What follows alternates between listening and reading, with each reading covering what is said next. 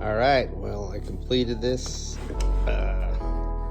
MatchFit dovetail grid.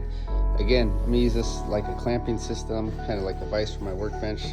Probably mount it here on the corner here, maybe put another one here on the side. But the idea would be I can remove it. Maybe I need to go put it over on my desktop over here. 30.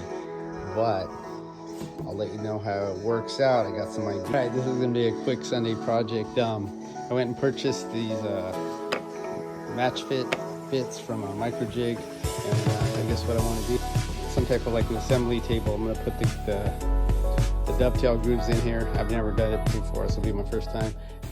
4 inches from every side. I just ran it through this table saw. Then I'm just gonna, that way I'm just hogging it out. It'll help the router out.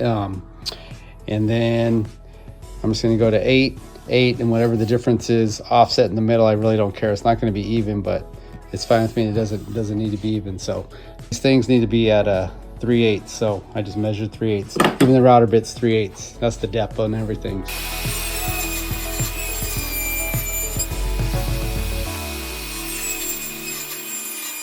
As you can see, these are all 4x4, but in the middle, that's fine.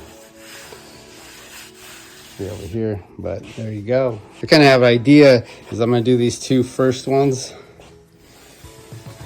right here, and then I can use the actual track and tighten it down to get all my cross ones. We'll see.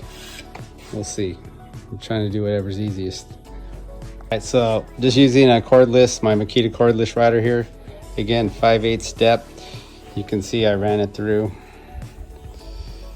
Looks like it came out pretty good.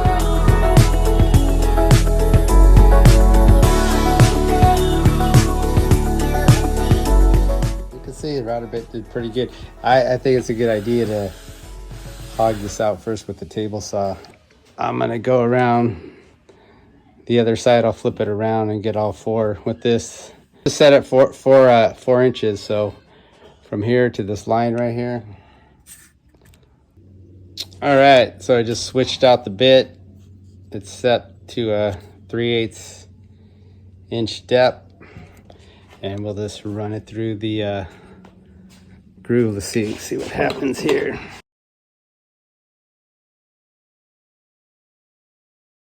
Yeah, I'm making some progress here. I got what, 1, 2, 3, 4 grooves left.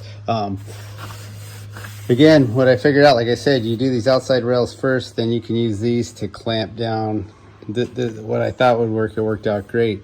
To clamp down the rail for the router to follow.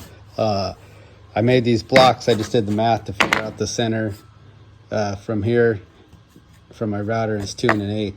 So basically, just slide the blocks in, 2 1/8, 2 1/8, and depending what router. Slide this all the way to the blocks. Slide the clamps.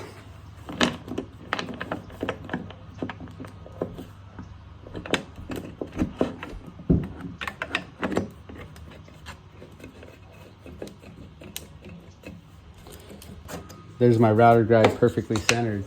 This is the way to do it. This is how you speed it up. 2 routers.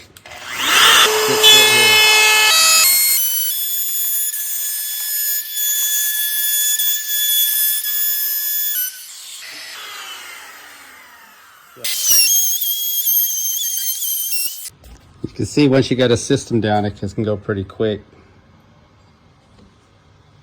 So anyways, I'll finish the last 3 and I'll be done.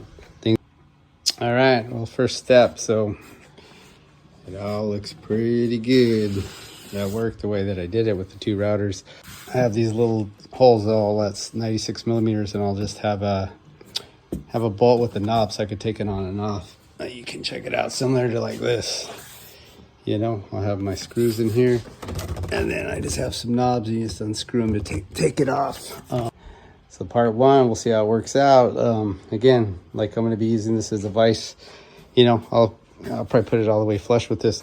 Probably make another one for the side to go down that can mount onto here, so I can mount stuff vertically. For some mortises or something I want to mess around with. But for now, it's looking pretty good. And until next time, peace.